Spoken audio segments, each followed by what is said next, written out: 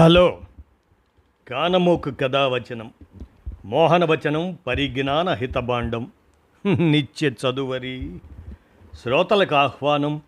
నమస్కారం. చదవదగునెవరు రాసిన తదుపరి చదివిన వెంటనే మరువక పలువురికి వినిపింపబూనిన అది ఏ పరిజ్ఞాన హితబాండమవుపో మహిళ మోహనవచనమై విరాజిల్లు.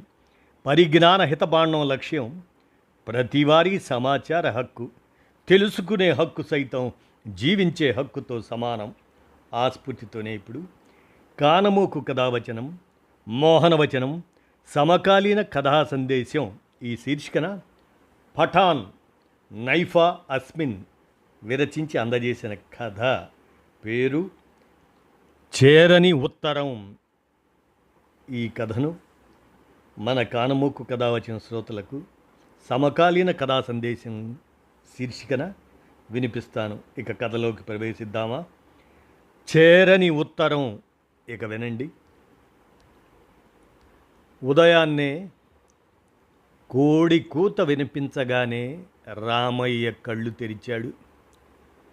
సూర్యుడు ఉదయించే లోపే లేచి రోజు మొదలు పెట్టడం అతనికి అలవాటైపోయింది.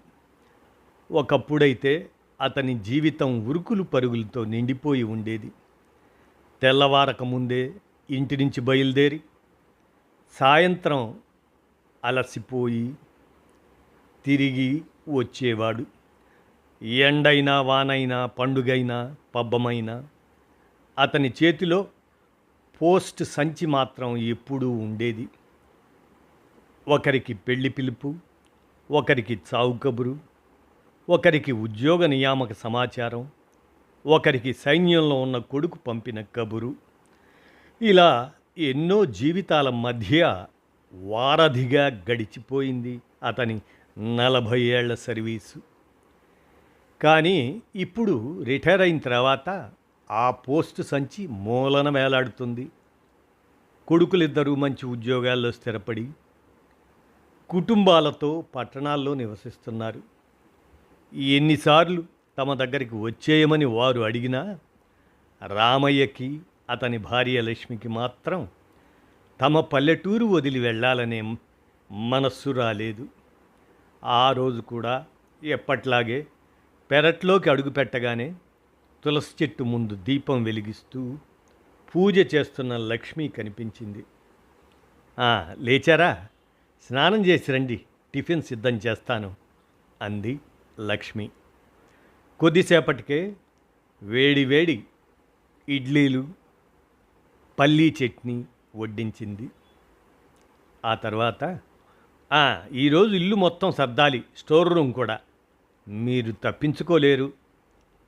భార్య దగ్గర ఉద్యోగానికి రిటైర్మెంట్ ఉండదు అంది లక్ష్మి చమత్కారంగా. 10 గంటల సమయంలో ఇద్దరూ ఇంటి సర్దుబాటు మొదలుపెట్టారు. పాత అలమరాలు, చెక్క పెట్టెలు, ప్రతి వస్తువు ఒక జ్ఞాపకమే. అన్నీ సర్దుతూ ఉండగా అలమార వెనక మూలలో దుమ్ముతో కప్పేసి ఉన్న ఒక కవరు రామయ్య కంటబడింది. దాని అంచులు చిరిగిపోయాయి. కాగితం రంగు మారిపోయింది. రామయ్య ఆ కవర్ను మెల్లగా చేతిలోకి తీసుకున్నాడు. పైన అంటుకున్న దుమ్మును అని ఊది అడ్రస్ చదవడానికి ప్రయత్నించాడు. ఒక్క క్షణంలో అతని ముఖం మారిపోయింది. అది బట్వాడా చేయాల్సిన ఉత్తరం. పంపిన తేదీ కూడా ఉంది. 24 అక్టోబర్ 1999. రామయ్య గుండె ఒక్కసారిగా బరువెక్కింది. ఇది నా సంచిలో ఎలా మిగిలిపోయింది అని అతని గొంతు వణికింది. అంటే ఈ ఉత్తరం తన చేతుల్లోకి వచ్చింది, కానీ తాను సంబంధిత వ్యక్తికి అందించలేదు.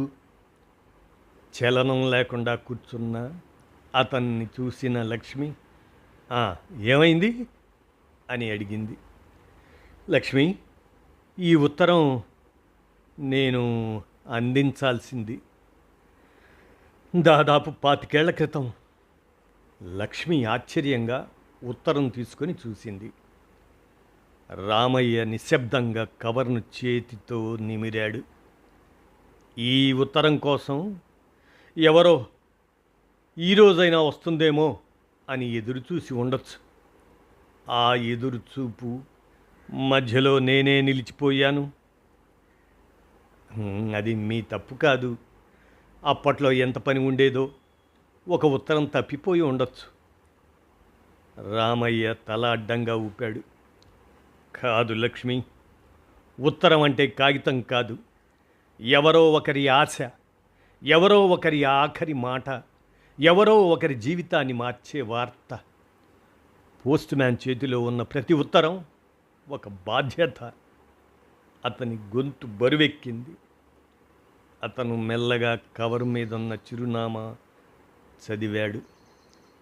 నెల్లూరు జిల్లా ఒక చిన్న గ్రామం. రామయ్య నిశ్శబ్దంగా లేచాడు. అలమారా నుంచి తన పాత పోస్ట్మెన్ సంచి తీసుకున్నాడు. దుమ్ము దులిపాడు.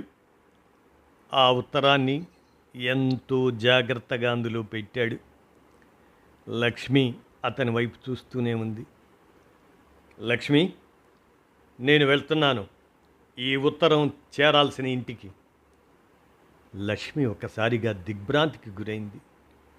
మీకు పిచ్చా? ఈ వయసులో అంత దూరం? ఎవరో తెలియదు, వాళ్ళు బతికే ఉన్నారో లేదో తెలియదు. ఈ ఉత్తరం వాళ్ళకి ఇప్పుడు అవసరమో కాదో కూడా తెలియదు. రామయ్య ప్రశాంతంగా నవ్వాడు. అవును, అవన్నీ నాకు తెలియవు.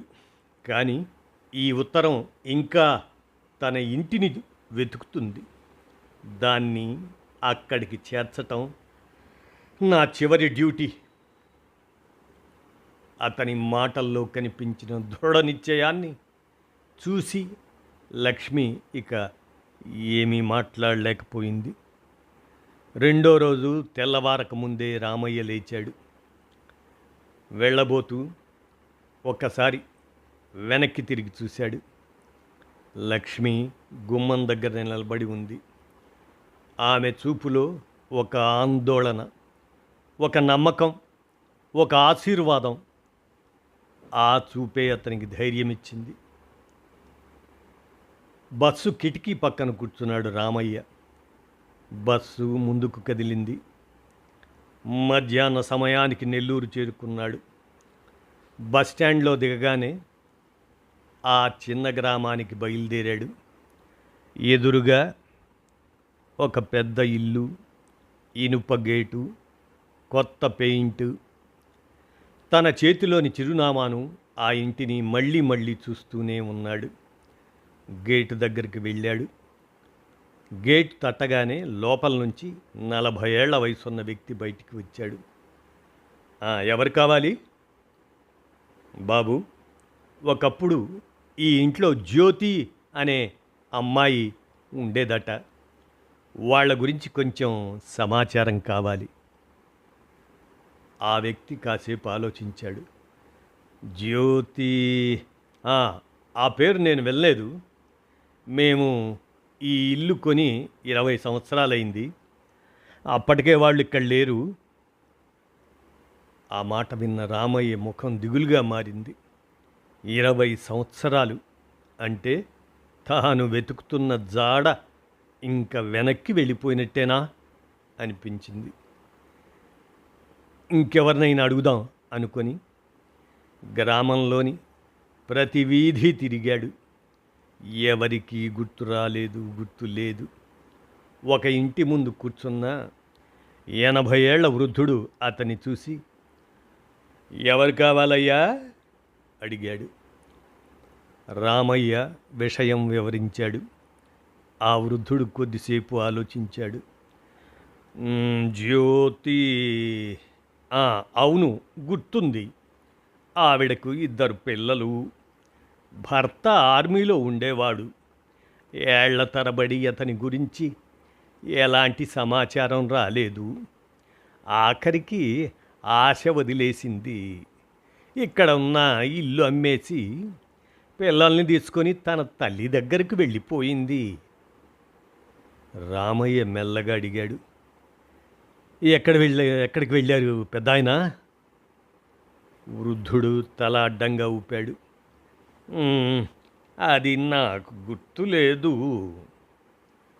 రామయ్య ముఖంలో మళ్ళీ నిరాశ. ఇంత దూరం వచ్చి ఇక్కడితో ఆగిపోవాలా? అప్పుడే ఆ వృద్ధుడు ఒక్కసారిగా ఏదో గుర్తొచ్చినట్టు లేచాడు.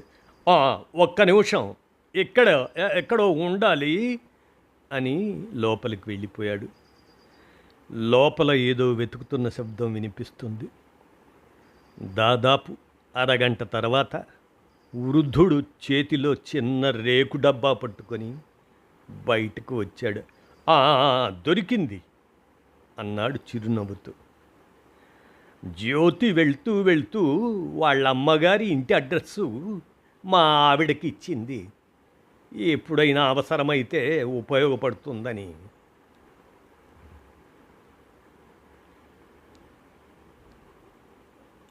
"ఆ, ఆ, మా ఆవిడ దాచింది దీన్ని" అంటూ అది అందించాడు. ఆ అట్టముక్క తీసుకొని చదివాడు.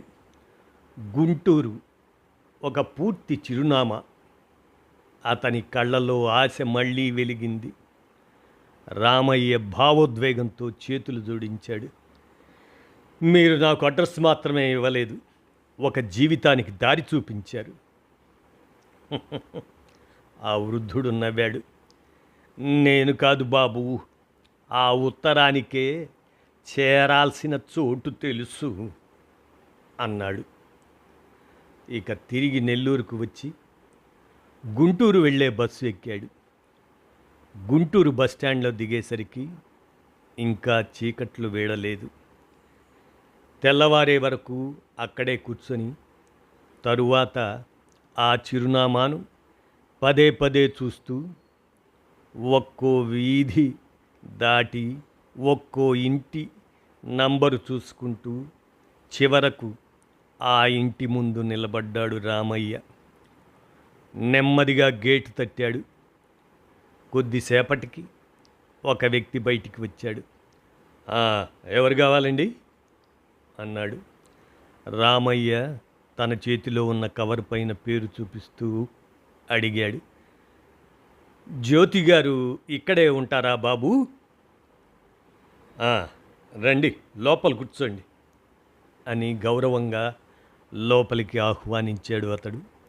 అంతలో లోపలి గదిలో నుంచి వయస్సు మీద పడిన ఒక మహిళ నెమ్మదిగా బయటికి వచ్చింది. "ఎవరు బాబూ?" అని అడిగింది. రామయ్య గౌరవంగా లేచి నమస్కరించాడు. "అమ్మా, ఈయన అక్క గురించి వచ్చారట" అని చెబుతూ రామయ్య వైపు తిరిగి, జ్యోతి మా అక్క. చెప్పండి సార్, ఏమైనా పని ఉందా అక్కతో?" అన్నాడు అతను.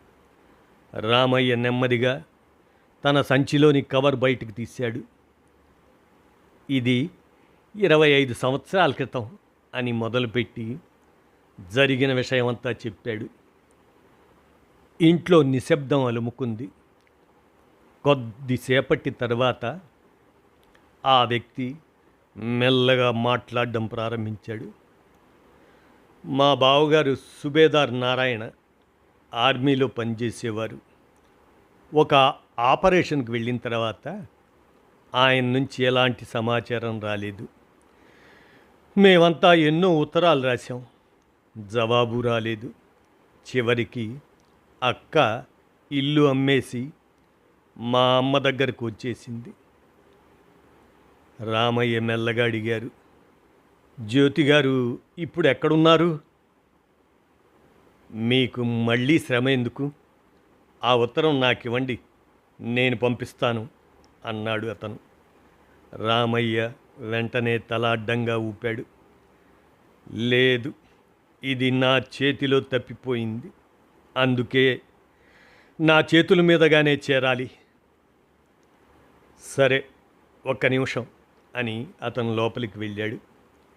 కొద్దిసేపటి తర్వాత ఒక చిన్న కాగితం పైన చిరునామా రాసుకొచ్చాడు అతడు. రామయ్య కాగితం తీసుకొని చదివాడు. ఖమ్మం, కూతురి పేరు భారతి. ఒక సాధారణ కుటుంబం. ఇన్ని కష్టాలు. తండ్రి ఆచూకీ లేకపోవటం, అతనికి తెలియకుండానే కళ్ళల్లో నీళ్లు తిరిగాయి. ఆ రాత్రే రామయ్య తిరిగి ఇంటికి చేరుకున్నాడు. లక్ష్మి గుమ్మం దగ్గరే ఎదురు చూస్తుంది. ఏమైంది? ఉత్తరం ఇచ్చారా? రామయ్య అలసటతో నవ్వాడు. ఇంకా లేదు, మళ్ళీ వెతకాల్సి వచ్చింది అని అన్నీ వివరంగా చెప్పాడు. సరే, రేపే ఖమ్మం వెళ్తాను అన్నాడు. మరుసటి రోజు ఖమ్మం వెళ్ళే బస్సు. ఆ బస్సులో కిటికీ పక్కన కూర్చున్నాడు. చేతిలో అదే ఉత్తరం. ఈసారి మాత్రం గుండెల్లో భయం.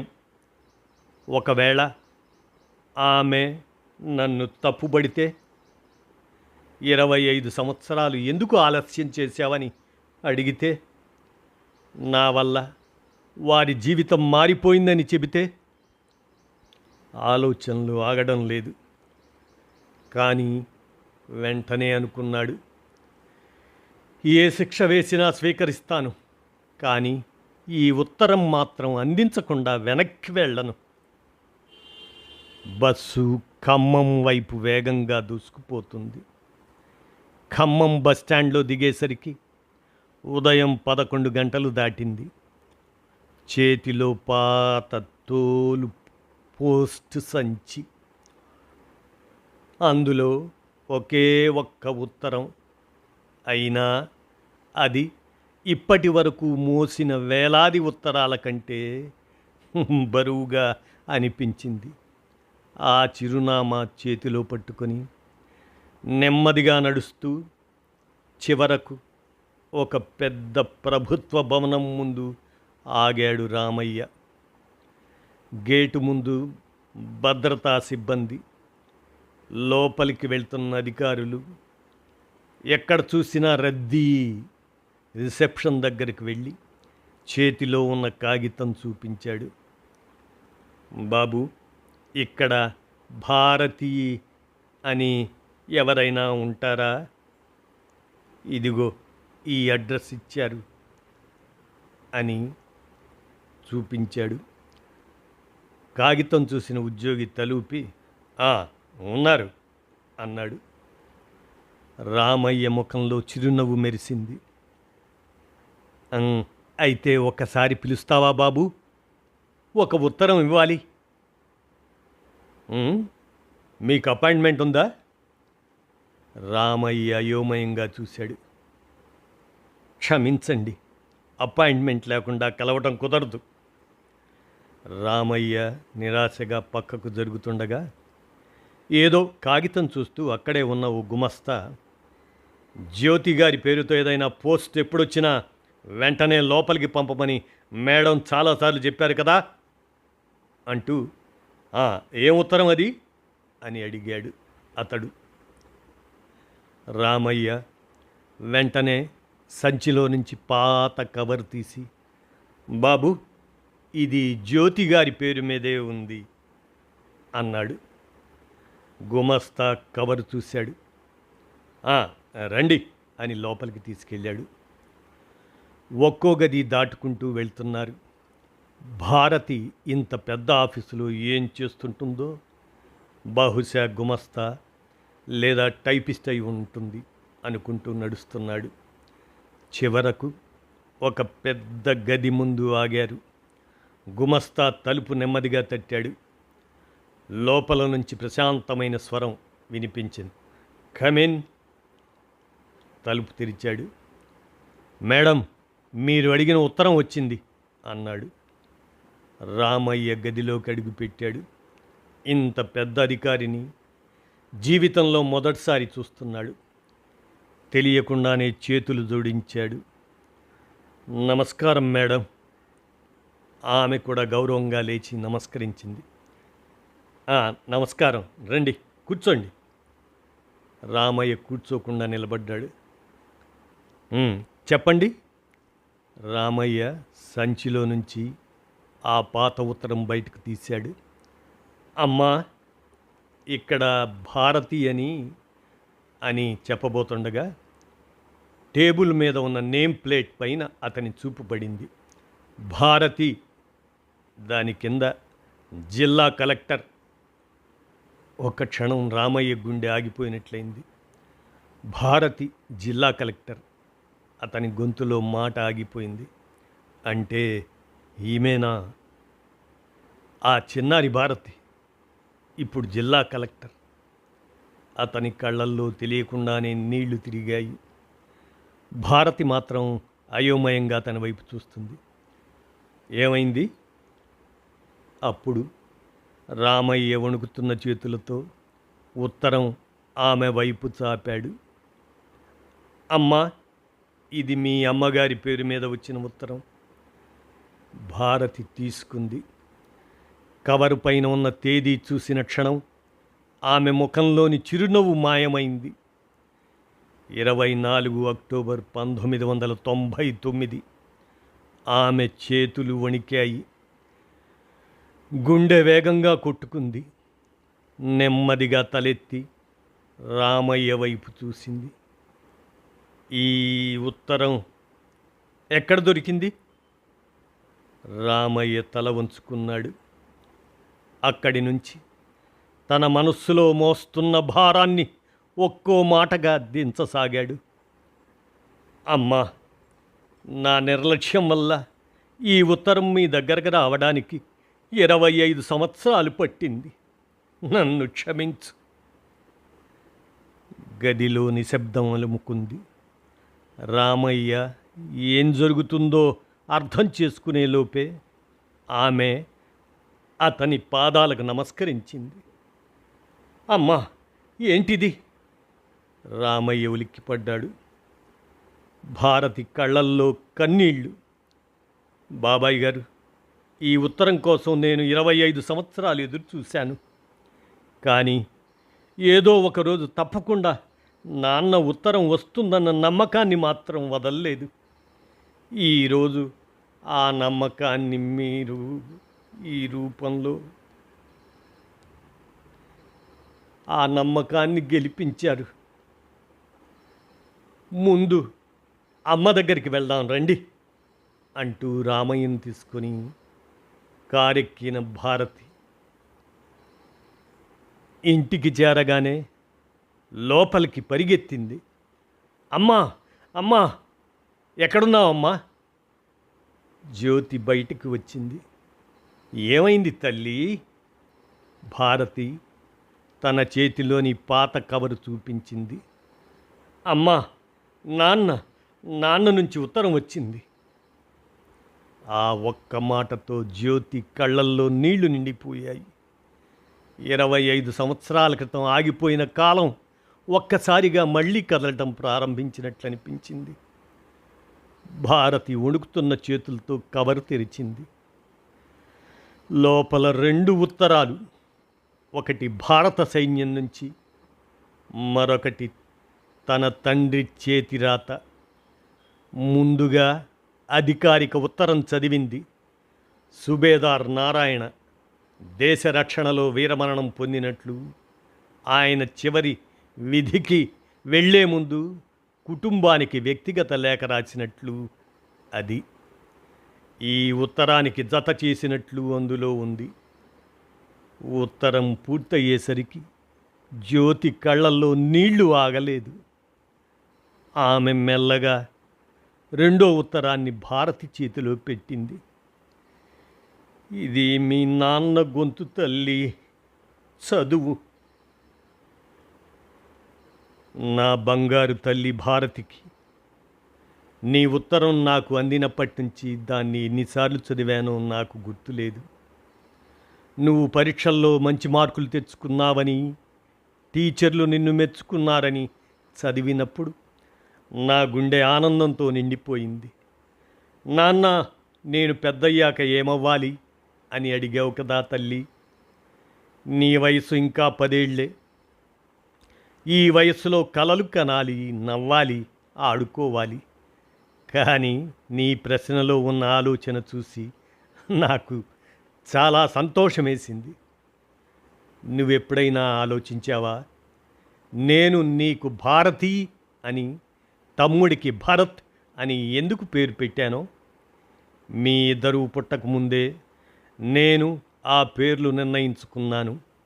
ఎందుకంటే నాకు ఈ దేశం అంటే ప్రాణం. నాకు జన్మనిచ్చింది మా అమ్మ. కానీ నాకు గుర్తింపును, గౌరవాన్ని, జీవితాన్ని ఇచ్చింది ఈ మాతృభూమి. అందుకే నా పిల్లల పేర్లలో కూడా ఈ దేశం ఉండాలని కోరుకున్నాను.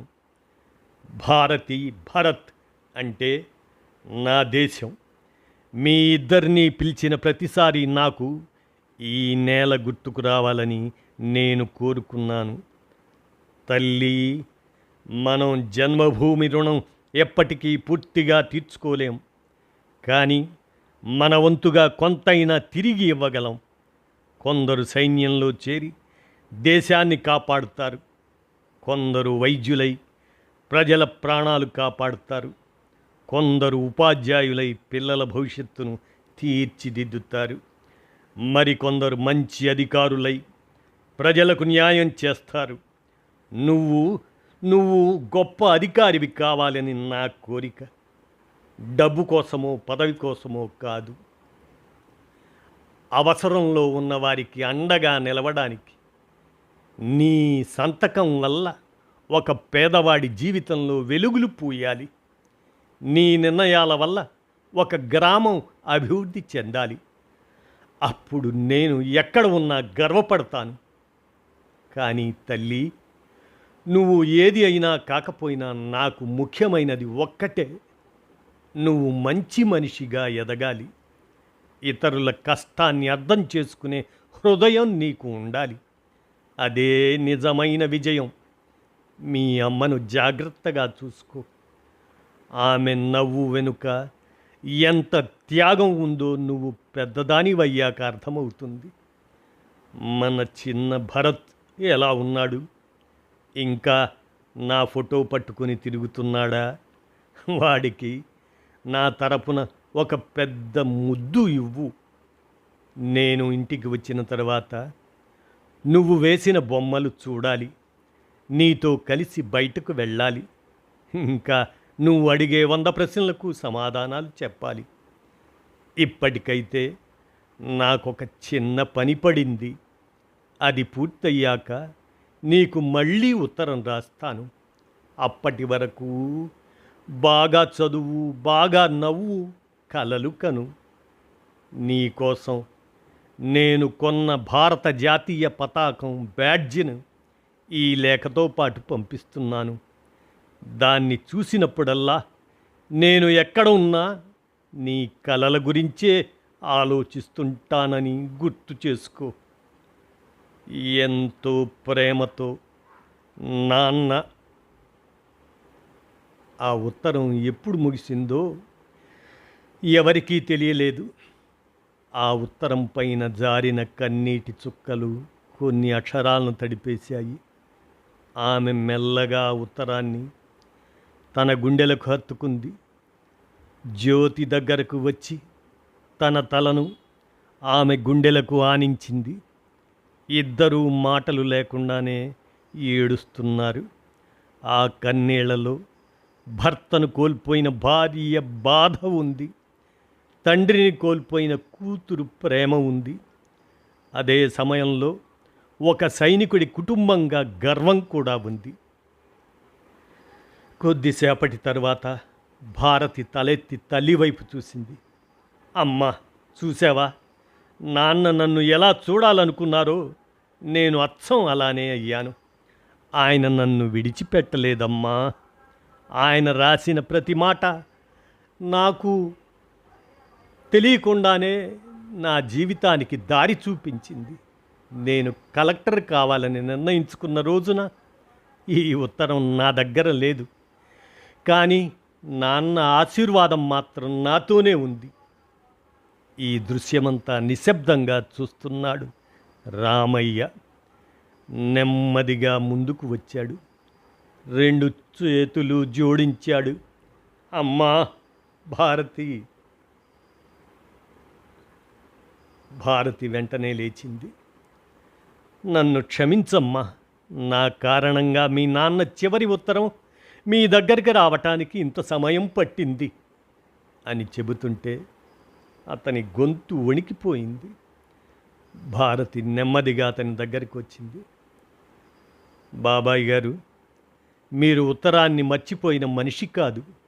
దాన్ని వెతికి ఇన్ని సంవత్సరాల తర్వాత అయినా సరే చేతికి అందించిన మనిషి మీరు అనుకుంటున్నారు ఈ ఉత్తరం 25 సంవత్సరాలు ఆలస్యంగా వచ్చిందని. కానీ నాకు మాత్రం అలా అనిపించడం లేదు. నేను చిన్నపిల్లగా ఉన్నప్పుడు ఈ ఉత్తరం వచ్చి ఉంటే నాన్న ఇక లేరనే నిజాన్ని నేను భరించలేకపోయిందా ఏదాన్ని. బహుశా ఆ వార్తతో నా ప్రపంచం కూలిపోయేది. కానీ ఈరోజు ఈ ఉత్తరం నాకు బాధను ఇవ్వడం లేదు. నా తండ్రి నన్ను ఎంతగా ప్రేమించారో గుర్తు చేస్తుంది. నాకు కన్నీళ్లు వచ్చింది నాన్న లేరన్న బాధతో కాదు, ఇన్ని సంవత్సరాల తర్వాత కూడా ఆయన మాటలు నన్ను చెయ్యి పట్టుకుని నడిపిస్తున్నాయనే ఆనందంతో. సాయంత్రం అయింది. రామయ్య బయలుదేరటానికి లేచాడు. వెళ్తానమ్మా అన్నాడు. భారతి ఒక్క నిమిషం బాబాయ్ గారు అంటూ లోపలికి వెళ్ళింది. కొద్దిసేపటి తర్వాత ఒక తెల్లని కవరు తీసుకొచ్చి రామయ్య చేతిలో పెట్టింది. ఆశ్చర్యంగా చూశాడు రామయ్య. మా నాన్న కోసం రాసిన ఉత్తరం ఆయన చదవలేరని నాకు తెలుసు. ఆయనకు ఇది ఎప్పటికీ చేరదని కూడా తెలుసు. కానీ మీ చేతిలో పెడితే మా నాన్న చేతిలో పెట్టినట్టే ఉంటుంది. రామయ్య చేతులు వణికిపోయాయి. అతను ఆ ఉత్తరాన్ని కళ్ళకద్దుకున్నాడు. తప్పకుండా అని మాత్రమే చెప్పగలిగాడు. తిరుగు ప్రయాణంలో బస్సు నెమ్మదిగా ముందుకు సాగుతుంది. రామయ్య తన పక్కనే పెట్టుకున్న పాత తోలు పోస్ట్మెన్ సంచిని మెల్లగా తెరిచాడు. అందులో ఇప్పుడు ఒకే ఒక్క ఉత్తరం ఉంది. భారతి తన తండ్రికి రాసిన ఉత్తరం అది. ఆ కవర్ను ఎంతో జాగ్రత్తగా సంచిలో పెట్టాడు. బస్సు కిటికీలోంచి బయటకు చూశాడు. ఆకాశంలో నక్షత్రాలు ఒక్కొక్కటిగా వెలుగుతున్నాయి. అతని పెదవులపైన ప్రశాంతమైన చిరునవ్వు విరిసింది. రిటైర్ అయిన పోస్ట్మెన్ రామయ్య ఆ రోజు చివరిసారిగా ఒక ఉత్తరాన్ని అందించాడు. అది ఒక ఇంటికి కాదు, 25 సంవత్సరాలుగా ఎదురు చూస్తున్న ఒక హృదయానికి. ఇదండి